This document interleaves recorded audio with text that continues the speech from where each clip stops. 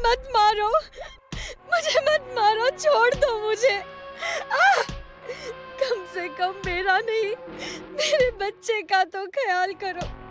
मुझे मत मारो, मुझे छोड़ दो। हमारी बहू बेटियों पर काला जादू करती है, हमारे गांव पर अपनी बुरी नजर रखती है। आज तो तेरा खेल खत्म है चुड़ैल। अब्दुल और उसका दोस्त साजिद एक गर्भवती महिला को घसीटते हुए जंगल की तरफ ले जा रहे थे। वो एक गर्भवती औरत थी और उसका बच्चा 8 महीने का हो चुका था। उस औरत ने लगातार गुहार लगाई, लेकिन फिर भी उनमें से किसी को भी उस पर दया नहीं आई और उन लोगों ने उस औरत को वहीं जंगल में जिंदा दफन कर दिया। अरे अब्दुल मियां, इस औरत की कहानी तो खत्म हो गई, लेकिन इस औरत के पेट में बच्चा भी था। कहते हैं कभी भी गर्भवती औरत को तकलीफ नहीं देनी चाहिए, वरना इसका अंजाम बहुत भयानक होता है। अरे अंजाम तो भयानक तब होता अगर हम इस प्रेग्नेंट चुड़ैल को सही समय पर पकड़कर ना दफनाते, वरना ना जाने ये चुड़ैल हमारे गांव में और क्या-क्या कलेश करवाती। उस रात वो सभी अपने घर चले गए। इस घटना को अब 1 साल बीत चुका था। आज अब्दुल एक बारात से अपने घर लौट रहा था। गांव से बाहर निकलने और गांव में दाखिल होने का बस एकमात्र रास्ता था और वो है जंगल का रास्ता। वो जंगल ही एकमात्र ऐसा केंद्र था जो गांव को बाहरी रास्तों से जोड़ता था। रात के करीब 2 बज रहे थे। अब्दुल अपनी साइकिल पर सवार मस्त मौला अंदाज में गांव की तरफ आ रहा था कि तभी वो जंगल में पहुंचता है और कुछ देर तक अपने सामने उस जंगल के गुफ्त सन्नाटे और पसरे कोहरे को गौर से देखता है और अपने मन में बड़बड़ाता है, हे ऊपर वाले, उत्साह में मैं तो ये भूल ही गया कि गांव जाने के लिए जंगल से होकर गुजरना होगा। यहाँ तो दूर दूर तक कोई दिखाई भी नहीं दे रहा और कोई दिखेगा भी कैसे, क्योंकि रात के 2 बज रहे हैं। खैर, जब 10 किलोमीटर का सफर तय कर ही लिया है तो ये 2 किलोमीटर का जंगल पार करने में क्या दिक्कत है। ऊपर वाले का नाम लेते हुए आगे बढ़ता हूं। खुद से बस यही बोलता हुआ अब्दुल आगे बढ़ जाता है। करीब 5-7 मिनट तक साइकिल चलाने के बाद जब अब्दुल जंगल के बीच में पहुंचता है, तब अचानक से उसे ऐसा लगने लगता है कि कोई पीछे से लगातार उसकी साइकिल को पकड़ रहा है। अचानक से अब्दुल अपना बैलेंस खो देता है और साइकिल से नीचे की तरफ जा गिरता है। अब्दुल जैसे ही नीचे गिरता है, एक तेज रफ्तार में उसकी साइकिल सरकती है और फिर वहां से गायब हो जाती है। हे ऊपर वाले, मेरी रक्षा करना, आज ना जाने क्या होने वाला है। अब्दुल तेज कदमों के साथ आगे बढ़ने लगा। जंगल का वो गुफ्त सन्नाटा उसकी रगों में डर के तूफान को और बढ़ा रहा था। तभी तेज बिजली कड़की और अब्दुल अपने सामने के नजारे को देखकर एकदम स्थिर खड़ा हो गया, जैसे उसे सांप सूंघ गया हो। उसके ठीक सामने एक छोटा सा बच्चा खड़ा था जो तेज किलकारी लगाते हुए हंस रहा था। अरे बाप रे, ये सब क्या हो रहा है? जल्दी निकलना पड़ेगा यहाँ से। अब्दुल भागने के लिए जैसे ही अपने कदम आगे बढ़ाता है, तभी उसे ठीक अपने पीछे से एक औरत की आवाज आती है, रुक जा हत्यारे। अब्दुल की सांसें तेज होने लगती है। वो थोड़ी हिम्मत जुटाकर पीछे पलटता है तो उसके होश उड़ जाते हैं। एक औरत पुतले के समान खड़ी अब्दुल को घूर रही है। तुम तो वही हो ना जिसे हमने पिछले साल मार दिया था, लेकिन तुम जिंदा कैसे? तू बस यही सोच, मैं मरने के बाद भी दोबारा कैसे लौट आई। आत्मा को मुक्ति तभी मिलती है जब तक वो खुद के लोभ को पूरा नहीं कर लेती। मैं पिछले 1 साल से इसी जंगल में तेरा इंतजार कर रही थी और आज रात वो घड़ी आ चुकी है जब मेरा मकसद और तेरे पाप का प्रायश्चित दोनों एक साथ पूरा होगा। देखो, मुझे मत मारो, मुझे छोड़ दो। जो हुआ उसके लिए मुझे माफ कर दो। माफ कर दूं? और वो भी तुझे? अगर एक बार ये सब मेरे साथ हुआ होता तो शायद मैं तुझे माफ कर देती, लेकिन मेरे मासूम बच्चे का क्या कसूर था जिसके जन्म से पहले ही तूने उसे मार दिया। देखो, जो कुछ हुआ वो अनजाने में हुआ। मुझे माफ कर दो और जाने दो। अच्छा, तो ये सब अनजाने में हुआ? क्या तूने मुझे माँ भी अनजाने में बनाया? और आखिर में गांव वालों को तेरे इस नाजायज औलाद का पता ना चल सके इसलिए तूने धोखे से हमें मार दिया? क्यों? कुछ याद आया? तूने शादीशुदा होते हुए भी मेरे साथ चक्कर चलाया, मुझे अपने जाल में फंसाया और मुझको प्रेग्नेंट करके आखिर में मार दिया ताकि तेरा ये घटिया रूप गांव वालों के सामने ना आ सके। और तूने ये बहाना दिया कि मैं गांव वालों पर काला जादू करती थी। अब तू मरने के लिए तैयार हो जा, ठीक उसी तरह जिस तरह तूने मुझे मारा था।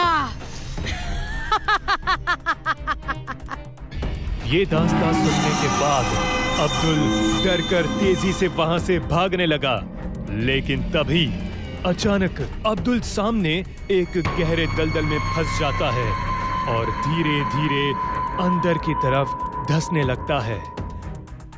अब्दुल बाहर निकलने के लिए बहुत हाथ पैर मारता है, लेकिन वो अंदर धंसता चला जाता है। मुझे मत मारो, मुझसे जो हुआ उसके लिए मुझे माफ कर दो। आइंदा ऐसी गलती कभी नहीं करूंगा। ठीक है, जब तेरा पुनर्जन्म होगा, यानी अगले जन्म में इस चीज का ख्याल रखना। इस जन्म में तो मैं तुझे नहीं छोड़ूंगी। इतना कहते ही अब्दुल दलदल के एकदम अंदर धंस जाता है और तभी उसके आसपास खून बहने लगता है। एक छोटा बच्चा उसी दलदल के अंदर से उसके जिस्म को नोच रहा था। अब्दुल चीखता है, चिल्लाता है और चिल्लाहट के साथ अब्दुल उसी दलदल में हमेशा हमेशा के लिए समा जाता है।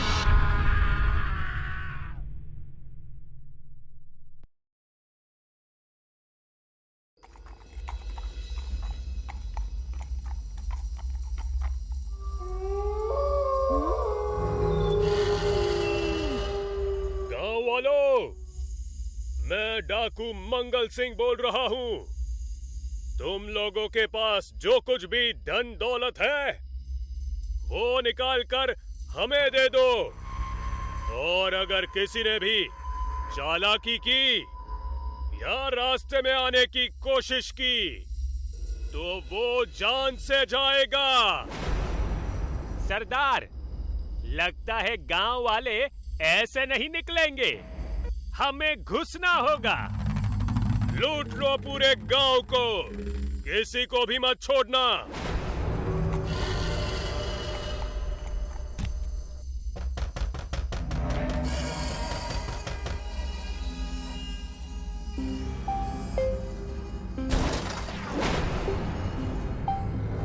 उठ, हमारे सरदार गला फाड़ रहे हैं और तू घोड़े बेचकर सो रहा है। चल उठ जा। गलती हो गई माई बाप, गलती हो गई। चल बता, माल कहाँ है, बोल। माई बाप, मेरे पास कुछ भी नहीं है, मैं सच कह रहा हूँ। मैं बहुत गरीब आदमी हूँ, लेकिन मैं आप लोगों को एक ऐसी जगह बता सकता हूँ जहाँ बहुत सारी दौलत मिल सकती है आप लोगों को। कौन सी जगह? माई बाप, यहाँ से 50 मील दूर भानगढ़ का किला है। वहाँ आप लोगों को इतना धन मिलेगा कि आप लोगों की 1000 पुश्तें बैठ कर खाएंगी। तुझे कैसे पता? क्योंकि मैं भी कुछ साल तक वहाँ पहरा देने का काम करता था। ठीक है, हम तुझे छोड़ रहे हैं, लेकिन तेरी बात गलत निकली तो हम वापसी में तुझे ऐसी मौत देंगे कि तेरी आत्मा तक कांप जाएगी।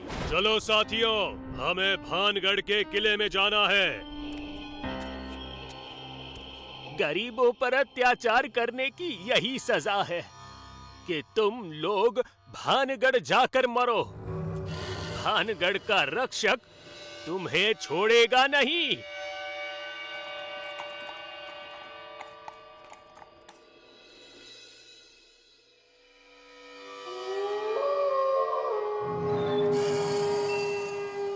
सरदार, यहाँ तो किला दिखाई ही नहीं दे रहा है और आगे रास्ता भी बंद है। सरदार, कहीं उस गांव वाले ने हमें बेवकूफ तो नहीं बनाया? मरने से हर कोई डरता है, उसने झूठ नहीं बोला होगा। तुम लोग एक काम करो, चारों ओर फैल जाओ और देखो कोई और रास्ता मिलता है क्या।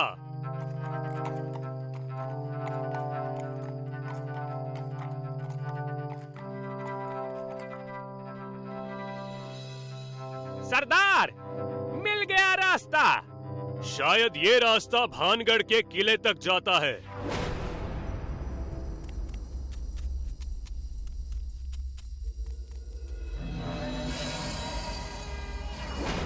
चाचा, ओ चाचा। हाँ बेटा, बोलो। चाचा, हमें भानगढ़ के किले में जाना है। उसका रास्ता यही है क्या? भानगढ़? लेकिन तुम लोग इतनी रात को वहाँ क्यों जा रहे हो? हम किले में रखे खजाने को लूटने जा रहे हैं। क्या? फिर तो तुम लोग गलत करने जा रहे हो। लौट जाओ यहाँ से। तो तू हमें रोकेगा बुड्ढे? बुड्ढे, हमें रोकने की कोशिश मत कर, वरना तेरी बची कुची जिंदगी हम छीन लेंगे। समझा कि नहीं? अब चल हट। मैं तुम लोगों को रोक नहीं रहा हूँ, बल्कि समझा रहा हूँ। अबे बुड्ढे, बोला ना चल हट। ज्यादा समझा बुझा मत, चल हट रास्ते से। ठीक है, तुम लोगों को जो करना है वो करो, जाओ। लगता है बुड्ढा डर गया।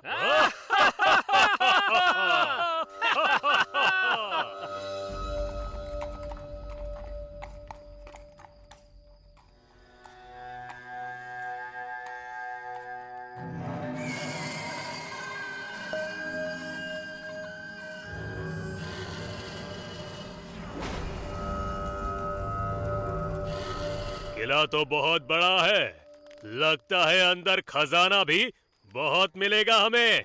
चलो अंदर।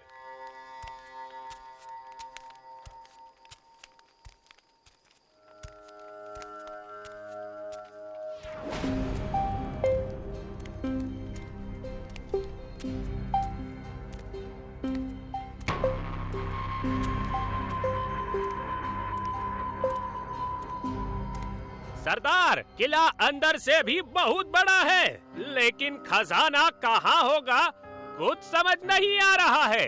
जहाँ भी होगा हमारी नजरें उसे ढूंढ ही लेगी। सरदार, उस कमरे से रोशनी बाहर आ रही है, लगता है वहाँ कुछ है।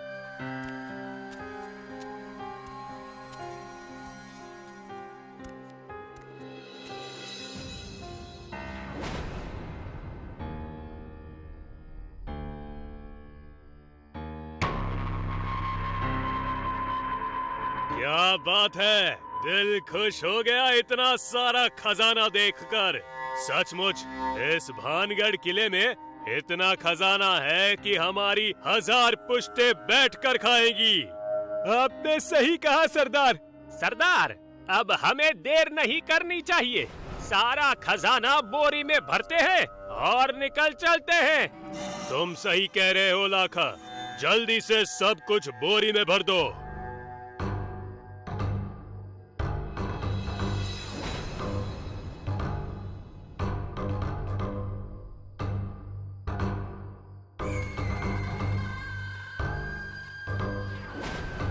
तुम लोगों ने जो किया वो गलत किया। तुम लोगों को ऐसा नहीं करना चाहिए था। तू वही बुड्ढा है ना जिसने हमें रास्ता बताया था? हाँ, मैं वही हूँ। मैं एक बार फिर कह रहा हूँ, वापस रख दो सारा खजाना, वापस रख दो। सुन बे बुड्ढे, हम इतनी दूर खाली हाथ वापस जाने के लिए नहीं आए हैं। हम तो खजाना लेकर ही जाएंगे। मेरे रहते तुम लोग इस किले से एक कंकड़ भी नहीं ले जा सकते। अगर तुम्हें अपनी जान प्यारी हो तो वापस चले जाओ। तू रोकेगा बुड्ढे हमें? तू है कौन? भानगढ़ का रक्षक भान सिंह हूँ मैं। भानगढ़ का रक्षक?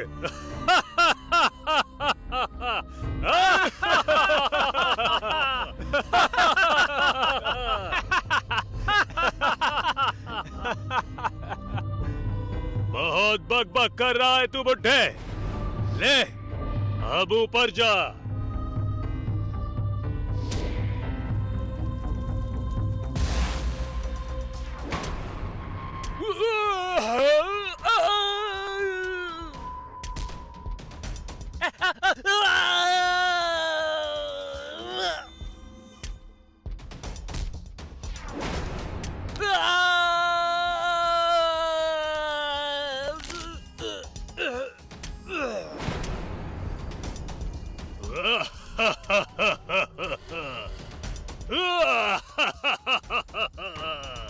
भान सिंह के रहते भानगढ़ का कोई बाल भी बांका नहीं कर सकता, क्योंकि मैं हूँ भानगढ़ का रक्षक। रहस्य। आज की रात फिर धनकुर गांव के ठाकुर रणवीर सिंह की पुरानी हवेली से किसी की दिल दहला देने वाली चीख गूंज रही थी। खौफजदा गांव वाले अपने घरों के खिड़की दरवाजे बंद किए थर थर कांप रहे थे। सुरभि अपने माता पिता के साथ इस गांव में आई थी। उसे ये सब महज अंधविश्वास लगती थी। वो यहाँ बने अपने दोस्त अर्जुन और विक्रम से इस बारे में अक्सर बातें किया करती थी, लेकिन कभी यकीन नहीं किया करती थी। जब उसके सबसे अच्छे दोस्त अर्जुन के अचानक गायब होने की खबर आई, तब उसके मन में भी डर के बीज अंकुरित होने लगे। रात का समय था। तेज हवाओं के साथ मूसलाधार बारिश हो रही थी। आसमान में बिजली की कड़क सुनाई दे रही थी और हवाओं में एक अजीब सी ध्वनि गूंज रही थी। सुरभि अपने कमरे में अकेली बैठी हुई खिड़की के बाहर देख रही थी। उसका मन बेचैन था। अर्जुन के गायब होने के बाद से वो भीतर ही भीतर घुट रही थी। तभी खिड़की के बाहर अचानक कोई हलचल हुई। सुरभि की नजर तुरंत उस ओर गई। उसे लगा जैसे कोई छाया तेजी से खिड़की के पास से गुजरी हो। उसका दिल जोर से धड़कने लगा। क्या ये मेरा भ्रम है या सच में कुछ है? वो अपने कदमों को रोक नहीं सकी। उसकी उत्सुकता उसे खिड़की तक खींच लाई। खिड़की के बाहर कोई नहीं था, लेकिन बारिश की बूंदों के साथ अंधेरे में एक अजीब सी आहट सुनाई दे रही थी। वो धीरे धीरे दरवाजे की तरफ बढ़ी। उसके हाथ कांप रहे थे। जैसे ही उसने दरवाजा खोला, ठंडी हवाओं का एक झोंका उसके चेहरे से टकराया। ये ठंडी हवा, ये एहसास जैसे किसी ने मुझे छुआ हो। सुरभि ने जल्दी से दरवाजा बंद किया और अपने आप को संभालने की कोशिश की, लेकिन तभी खिड़की पर जोर की खड़खड़ाहट हुई। उसने मुड़कर खिड़की की तरफ देखा। बिजली चमकी और उसकी आंखों के सामने विक्रम की धुंधली परछाई नजर आई। सुरभि, जल्दी आओ, अर्जुन के बारे में कुछ पता चला है। सुरभि बिना कुछ सोचे समझे बाहर की ओर भागी। विक्रम बारिश में भीग रहा था, लेकिन उसके चेहरे पर गंभीरता और बेचैनी साफ नजर आ रही थी। क्या हुआ? अर्जुन कहाँ है? मुझे हवेली के पास कुछ अजीब दिखाई दिया है। मुझे लगता है कि अर्जुन वहाँ है। हमें तुरंत वहाँ जाना चाहिए। सुरभि कुछ कहने से पहले ही विक्रम के पीछे चल पड़ी। हवेली की ओर जाते हुए रास्तों में पेड़ों की शाखाएं हवा के साथ अजीब सी आवाजें कर रहे थे और चमगादड़ उनके ऊपर मंडरा रहे थे, जैसे कोई अदृश्य शक्ति उनकी निगरानी कर रही हो। हवेली के पास पहुंचते ही दोनों के कदम रुक गए। हवेली के दरवाजे के पास नीली और हरी मिलती जुलती रोशनी चमक रही थी। हवेली के अंदर से एक अजीब सी गूंज सुनाई दे रही थी। फिर अचानक चीखें। सुरभि ने चारों ओर देखा और महसूस किया कि हवेली के आसपास का माहौल पूरी तरह बदल चुका था। हवा में अजीब सी ठंडक थी और एक भारीपन सा महसूस हो रहा था। विक्रम, मुझे ये जगह बिल्कुल ठीक नहीं लग रही। हमें यहाँ से वापस चलना चाहिए। नहीं सुरभि, अर्जुन यहाँ है। हमें उसे बचाना होगा। दरवाजे की चिरचिराहट के साथ दरवाजा अपने आप खुल गया। हवेली के अंदर गुप्त अंधेरा था। दोनों ने डरते डरते अंदर कदम रखा। फर्श पर पड़ी धूल से साफ पता चल रहा था कि वहाँ काफी समय से कोई नहीं आया था। सुरभि ने अपनी टॉर्च निकाली और उसकी रोशनी से हवेली के अंदर के हिस्से को देखना शुरू किया। दीवारों पर लगी पुरानी पेंटिंग्स ने अचानक हिलना शुरू कर दिया। एक पेंटिंग की ओर जब सुरभि की टॉर्च की रोशनी पड़ी तो वो पेंटिंग देखकर चौंक गई। उसमें उसका ही चेहरा था। विक्रम, देखो ये पेंटिंग। ये मैं कैसे हो सकती हूँ? ये कैसे संभव है? ये तो पुरानी पेंटिंग्स हैं। जैसे ही दोनों पेंटिंग के पास गए, उसमें से खून की बूंदें टपकने लगी। खून के फर्श पर गिरते ही हवेली की दीवारें हिलने लगी, जैसे कोई जीवित शक्ति उन्हें कंपा रही हो। ये क्या हो रहा है? विक्रम, हमें यहाँ से बाहर निकलना चाहिए। लेकिन जब उन्होंने दरवाजे की ओर देखा तो दरवाजे खुद ब खुद बंद हो चुके थे। हवेली में अचानक एक भयानक सन्नाटा छा गया और फिर चारों ओर से कदमों की आवाजें आने लगी, जैसे कोई अदृश्य भीड़ उनके चारों ओर घूम रही हो।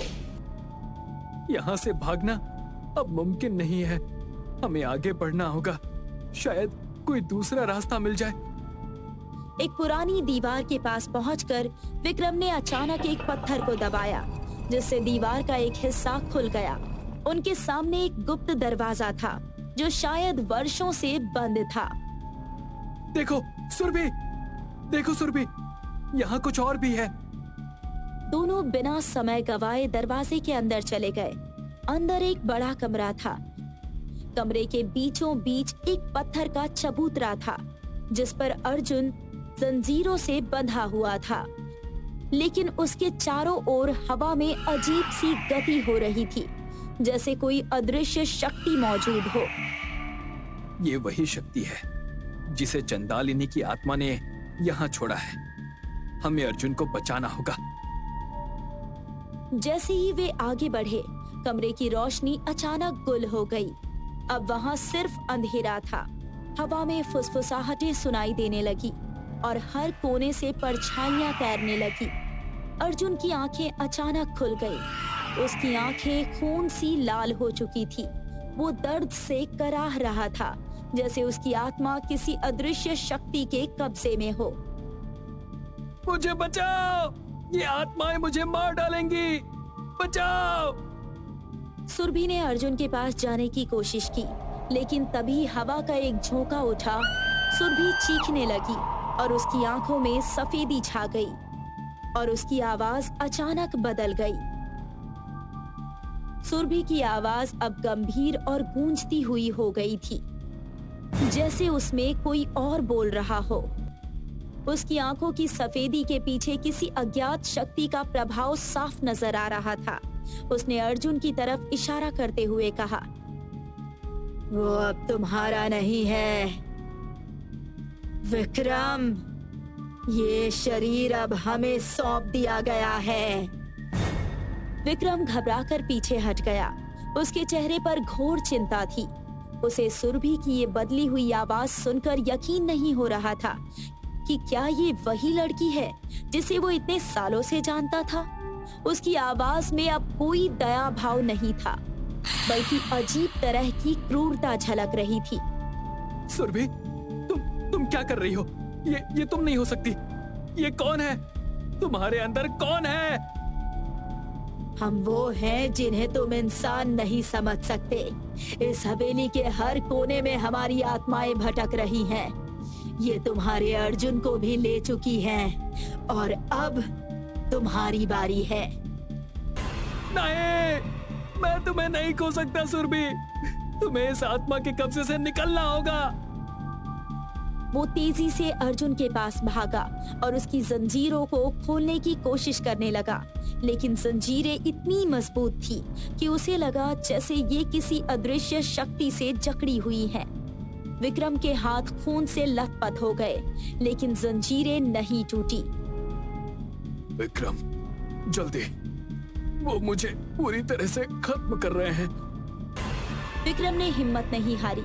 उसने अपनी जेब से एक छोटा सा चाकू निकाला, जिसे वो हमेशा अपनी सुरक्षा के लिए साथ रखता था। उसने चाकू से जंजीरों को काटने की कोशिश की, लेकिन जैसे ही उसने चाकू चलाया, हवेली की दीवारों से गूंजती हुई हंसी सुनाई दी।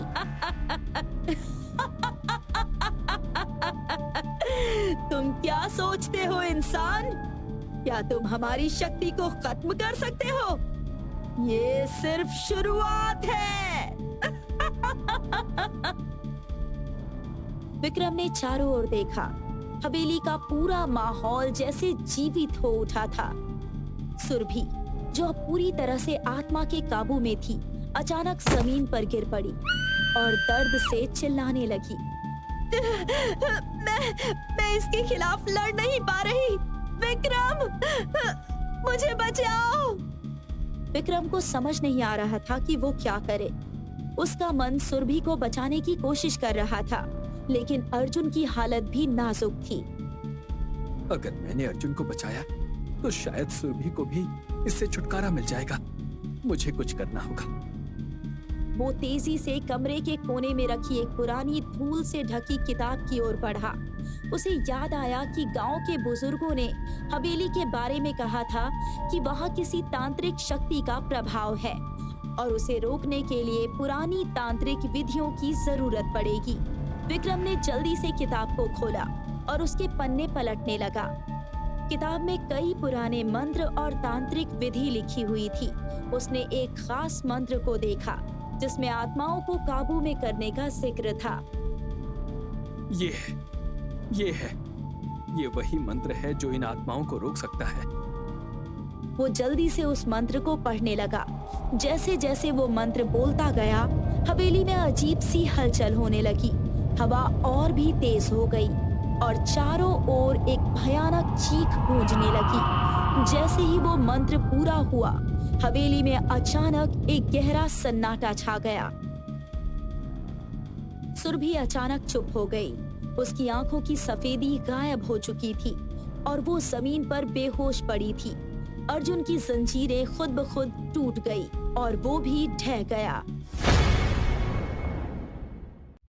मनीष सरकारी नौकरी करता है। सालों बाद मनीष को नौकरी से छुट्टी मिलती है, इसलिए वो घूमने के लिए आजमगढ़ पहुंच गया। मनीष इस जगह से अनजान था। कितने साल बाद आज मौका मिला है मुझे घूमने का। ये छुट्टी मैं वसूल करूंगा, बहुत मजे करूंगा। तभी मनीष ने सामने टंगा एक बोर्ड देखा। मनीष ने गांव के अंदर कदम रखा।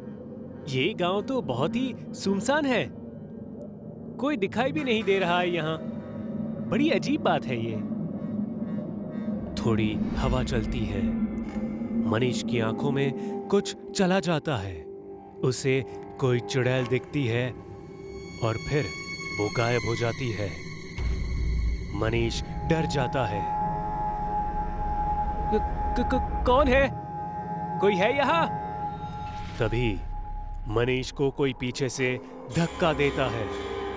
देखो, मैं एक सरकारी नौकरी करता हूँ। मुझे कुछ हुआ ना तो तुम जो भी हो मुसीबत में आ जाओगे। मेरे सामने आओ। मनीष चुड़ैल को देख अपनी जान बचाने के लिए भागता है। वो दाहिनी ओर जाता है तो चुड़ैल वहां खड़ी हो जाती है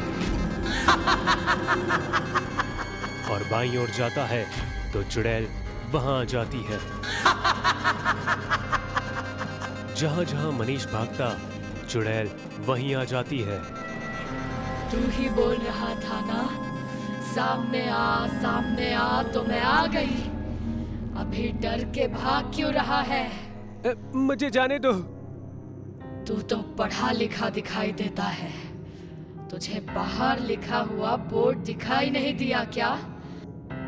पढ़े लिखे लोगों का आना मना है, तो तू क्यों आया? माफ कर दो। तेरे जैसे लोगों ने मुझे बर्बाद कर दिया।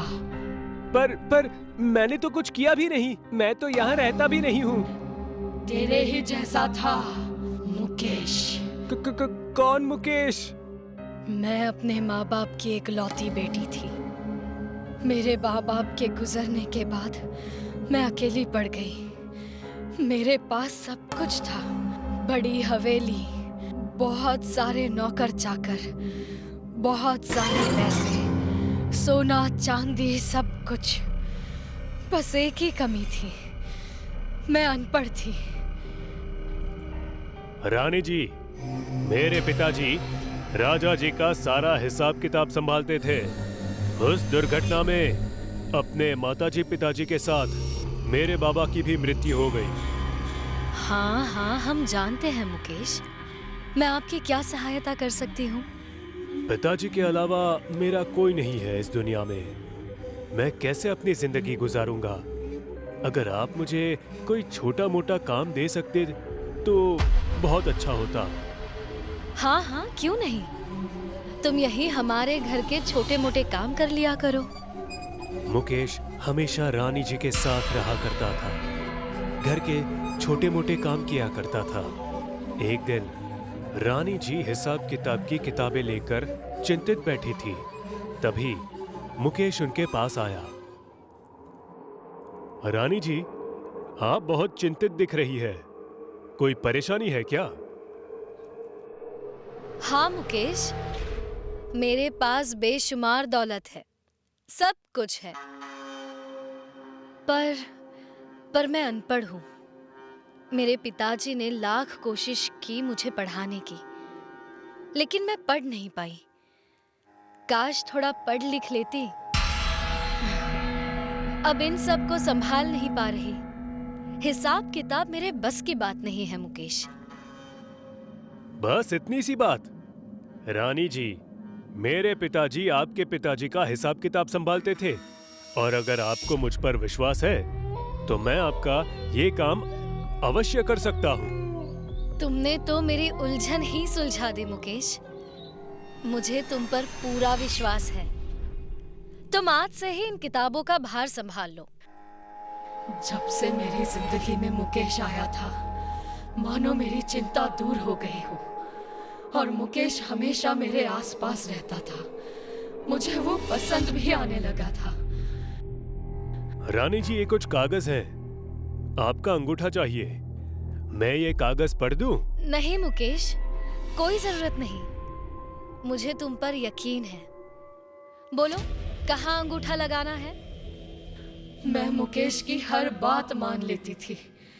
जहाँ मुकेश अंगूठा लगाने को बोलता था, मैं लगा देती थी। मैंने तो मुकेश और मेरी शादी के सपने तक संजो रखे थे, पर उस दिन कुछ लोग आए। कौन हो तुम लोग? जरा रुकिए, ऐसे कैसे घुसे चले आ रहे हो मेरी हवेली में? कौन हो? हम ये हवेली खरीदने आए हैं। हवेली के मालिक ने हमें बुलाया है। क्या? नहीं, हमने ये हवेली बेची नहीं है, और मैं इस हवेली की मालकिन हूँ। अरे पर इन कागजात पर तो मुकेश का नाम है। मुकेश ने सब कुछ अपने नाम पर कर लिया, मुझे धोखा देकर, और मेरा सब कुछ छीन गया। मुकेश ने हवेली से धक्का मारकर मुझे निकाल दिया। मैं पुलिस के पास गई, कोर्ट भी गई। महलों में रहने वाली मैं सड़कों पर आ गई और ये मुझे बर्दाश्त नहीं हुआ। मैंने खुद अपनी जान दी थी।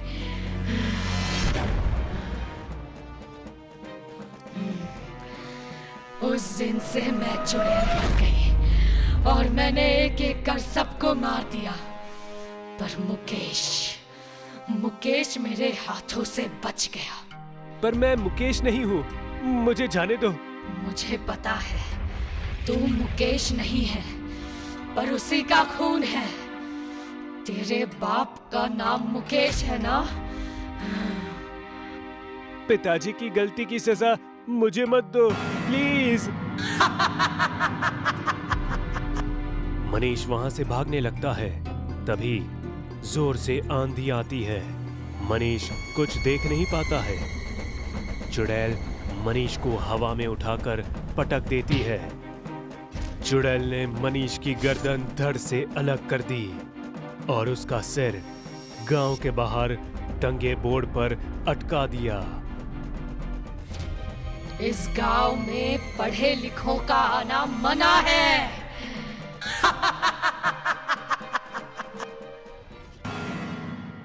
आधी रात तक पुल का आधा हिस्सा तैयार हो गया। तभी उन वर्कर्स ने देखा कि पुल के ऊपर कुछ लोग खड़े हैं। अरे वो लोग कौन है ऊपर? ओए, पीछे हटो, पुल अभी मजबूत नहीं हुआ है। लेकिन ऊपर खड़े लोगों ने ध्यान नहीं दिया। वो पांचों घबराकर पुल के ऊपर पहुंचे, लेकिन ये क्या, वहाँ तो कोई नहीं था।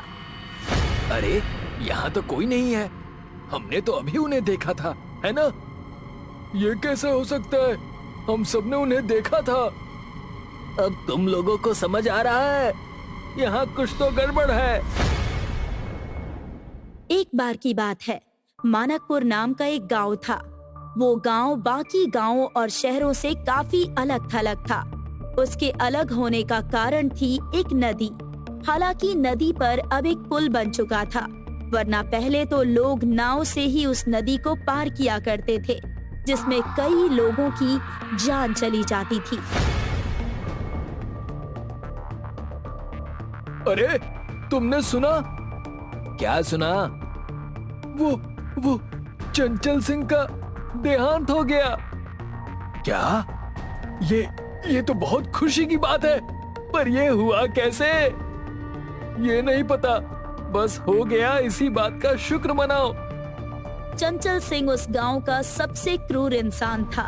ऐसा कोई बुरा काम नहीं था जो उसने ना किया हो। डकैती, अपहरण, हत्याएं और न जाने क्या क्या। सुनने में तो ये भी आया था कि वो काला जादू जानता था और उसी की मदद से वो अपने कामों को अंजाम देता था। इसलिए उसके मरने से पूरे गांव में जश्न का माहौल था। जब उसके अंतिम संस्कार की बारी आई तो लोगों ने उसका अंतिम संस्कार गांव में करने से साफ मना कर दिया। इसीलिए उसको अपना सरदार मानने वाले लोग उसकी अर्थी गांव के बाहर लेकर जाने लगे। राम नाम सत्य है, राम नाम सत्य है। पर जैसे ही वो लोग पुल के बीचों बीच पहुँचे, वो पुल टूट गया और वो सब लोग अर्थी लेकर नदी में जा गिरे। सबकी मौके पर ही मौत हो गई। गांव वाले ये जानकर बहुत खुश हुए कि चंचल सिंह और उसके साथी सब मारे गए। सरकार ने पुल की मरम्मत के लिए 5 मजदूरों को भेजा। लखन, मानव, समय, जीतू और प्रेम। वो लोग नदी के पास पहुँचे तो देखा कि पानी बहुत कम बचा था और ज्यादातर जगह सूखी जमीन दिखाई दे रही थी। लगता है यहाँ कुछ भी साफ करने में देर नहीं लगेगी। आधा काम तो सूखी जमीन ने खुद ही कर दिया है। हाँ, चलो जल्दी से मलबा हटाते हैं। उन्होंने मलबा हटाना शुरू किया। अचानक लखन को मलबे में एक उंगली दिखाई दी। वो चौंक कर चीख उठा। अरे यहाँ एक उंगली है। अरे लखन, इतनी सी चीज से डर गया? ये उन्हीं में से किसी की होगी जो यहाँ गिरे थे। लखन ने उंगली को नदी में फेंक दिया और सभी मलबा हटाने में जुट गए। जब उन्होंने मलबा हटा लिया तो वो वहाँ की जमीन को समतल करने लगे, लेकिन अचानक लखन को महसूस हुआ जैसे वो जमीन दलदल में बदल गई है और वो उसमें धीरे धीरे धंस रहा है। मुझे बचाओ, मैं फंस रहा हूँ, मैं फंस रहा हूँ। ये क्या हो रहा है? जमीन तो सही लग रही थी। अरे इस पर से हटो, वरना हम सब मारे जाएंगे। किसी तरह वो दलदल से बाहर निकले। उन्हें लगा कि शायद नदी की नमी के कारण ऐसा हुआ होगा। शाम होने लगी थी तो उन्होंने काम बंद कर दिया और वहीं आराम करने लगे। गांव वाले उनके लिए खाना लेकर आए। लो भाई, तुम्हारा खाना लेकर आए हैं। मेहनत करते करते भूख तो लगी ही होगी। बहुत बहुत शुक्रिया भैया। सब लोग खाना खाने में व्यस्त हो गए, पर तभी लखन को खाने में उंगलियां दिखाई दी। वो घबराकर उठ खड़ा हुआ। अरे यहाँ भी उंगलियां हैं। अरे लखन, तेरा दिमाग खराब हो गया है क्या? चुपचाप खा ले। लखन ने ध्यान से देखा तो वो खाना नॉर्मल था। वो अनमने मन से खाना खाकर सोने की कोशिश करने लगा। आधी रात को लखन की आंख खुली। उसे ऐसा लगा जैसे पुल पूरी तरह से बन चुका है और उसके ऊपर से राम नाम सत्य है की आवाज गूंज रही है। ये आवाजें कहाँ से आ रही हैं? क्या बड़बड़ा रहा है? सो जाना। प्रेम के बोलने से उसकी आंख खुली। वो असल में एक सपना देख रहा था। अगले दिन पुल की मरम्मत का काम दोबारा शुरू हुआ। पांचों ने दलदल में पत्थर भरना शुरू किया ताकि जमीन ठोस बन सके। काम के दौरान लखन ने नोटिस किया कि नदी का पानी और भी सूख चुका था। उसे ये अजीब लगा कि एक दिन में नदी लगभग खत्म होने के कगार पर पहुंच गई। तुम लोगों को इस नदी का सूखना अजीब नहीं लग रहा? तू फालतू बातें मत सोच, काम कर काम। सभी दिन भर काम में लगे रहे। इस बीच लखन को बार बार महसूस हो रहा था कि जैसे उसे कोई देख रहा हो। उसकी बेचैनी बढ़ती जा रही थी। अरे ओ लखन, ध्यान कहाँ है तेरा? काम जल्दी खत्म करना है। पता नहीं, मुझे यहाँ कुछ अजीब लग रहा है, जैसे कोई हमें देख रहा हो। तेरा अगर काम करने का मन नहीं है तो घर चला जा। लखन वापस काम में लग गया। काम करते करते रात हो गई। तभी लखन को एक फुसफुसाहट सुनाई दी। वो आवाज का पीछा करते हुए पुल के पिलर्स के पास पहुंचा। आवाज वहीं से आ रही थी, जैसे किसी की कराहती हुई चीखें अंदर बंद हों। लखन ने पिलर को छुआ तो उसमें अचानक एक दरवाजा प्रकट हो गया। ये दरवाजा खंबे में कैसे? दरवाजा खुलते ही सामने लाशों का ढेर दिखाई दिया।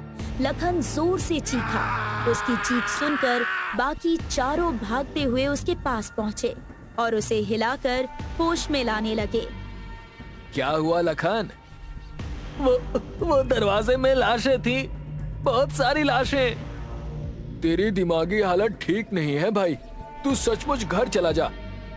सभी ने लखन को नजरअंदाज कर दिया और वापस काम में जुट गए। आधी रात तक पुल का आधा हिस्सा तैयार हो गया। तभी उन्होंने देखा कि पुल के ऊपर कुछ लोग खड़े थे। अरे वो लोग कौन है ऊपर? ओए पीछे हटो, पुल अभी मजबूत नहीं हुआ है। लेकिन ऊपर खड़े लोगों ने ध्यान नहीं दिया। वो पांचों घबराकर पुल के ऊपर पहुँचे, लेकिन ये क्या, वहाँ तो कोई नहीं था। पहली बार बाकी चारों को भी कुछ अजीब महसूस हुआ। अरे यहाँ तो कोई नहीं है, हमने तो अभी उन्हें देखा था ना, है ना? ये सब कैसे हो सकता है? हम सबने उन्हें देखा था। अब तुम लोगों को समझ में आ रहा है, यहाँ कुछ गड़बड़ है। सभी के चेहरे डर से लाल पड़ने लगे। सबको लगने लगा कि शायद पुल के साथ कुछ बहुत गहरा रहस्य जुड़ा हुआ है। तभी अचानक पुल जोर से हिलने लगा। अरे ये क्या हो रहा है? पुल हिल क्यों रहा है? जल्दी पीछे हटो, भागो यहाँ से। सभी घबराते हुए पीछे की ओर भागने लगे। पुल की दरारें और गहरी होती जा रही थी। कुछ ही पलों में पुल धड़धड़ाकर नीचे गिर गया। सब हैरान रह गए।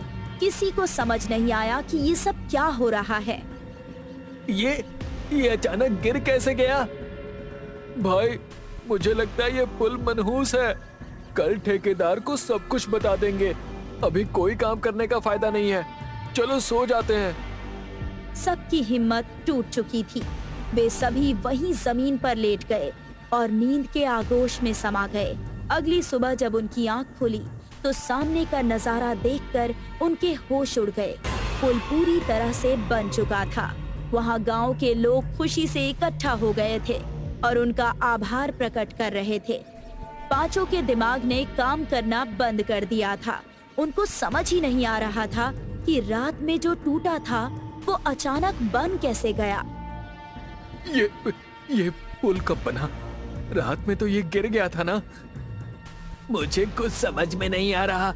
कल हमने देखा था कि पुल गिर गया था, फिर ये कैसे खड़ा है? इससे पहले कि कुछ और अजीब हो, यहाँ से चलो। वो पांचों वर्कर्स वहाँ से चल दिए और गांव वाले पुल पर चढ़कर उत्सव मनाने लगे।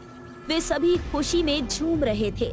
वो वर्कर्स अभी वो नदी पार करके जरा ही आगे बढ़े थे कि अचानक एक जोरदार आवाज सुनाई दी। ये क्या था? इतनी जोर से धमाका हुआ। पीछे मुड़कर देखो, पुल। पांचों ने पीछे मुड़कर देखा तो हक्का बक्का रह गए। पुल पूरी तरह से ढह गया था और उसके नीचे सभी गांव वाले दब चुके थे। हे भगवान, हे भगवान, मैं पागल हो जाऊंगा। ये क्या हो रहा है यहाँ? लखन अचानक जमीन पर गिर पड़ा। उसकी मुट्ठियां कसकर बंद हो गई और उसे मिर्गी जैसा दौरा पड़ने लगा। उसके दोस्तों ने उसे हिलाने की कोशिश की, लेकिन वो धीरे धीरे होश खोने लगा। उसकी आंखें धीरे धीरे बंद हो गई और फिर जब उसकी आंख खुली तो उसने अपने आप को एक अस्पताल के कमरे में पाया। उसे अपने हाथ में किसी चीज की पकड़ महसूस हुई। उसने ध्यान से देखा तो उसकी मुट्ठी में किसी की उंगली थी। ये क्या हो रहा है? मैं यहाँ कैसे पहुँचा? तुम्हें जब 3 दिन पहले यहाँ लाया गया था तब से तुम कोमा में थे। तुम्हारी मुट्ठी में ये उंगली थी। हमने बहुत कोशिश की पर ये उंगली तुमसे अलग नहीं हो सकी। किसकी उंगली है ये? ये उंगली चंचल सिंह की है। तुम अपने काम के पहले ही दिन इस उंगली को छूते ही कोमा में चले गए थे। लखन की सांसें थम गई। उसने एक झटके से उस उंगली को दूर फेंक दिया और वो उंगली अचानक गायब हो गई।